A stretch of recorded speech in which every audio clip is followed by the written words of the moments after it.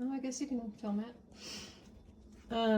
So what we're gonna do is we put the cold ice on top the water vapor, and we're trying to cool it off enough so that it precipitates, turns into rain.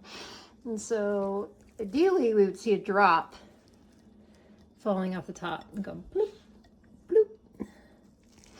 Because water molecules are attracted to each other and they stick together. Do you see any? Do you see any rain? Maybe.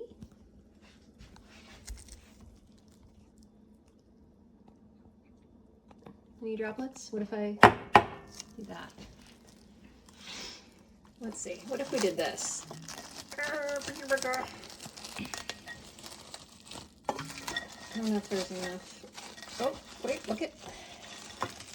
Is the droplet big enough to fall? Oh yeah, I think it did, maybe. Yeah. Yay, look at that. It might be raining. Yay. It's raining. Woohoo. It's a cloud. Thanks for videoing, Ren. Guess you can stop it now.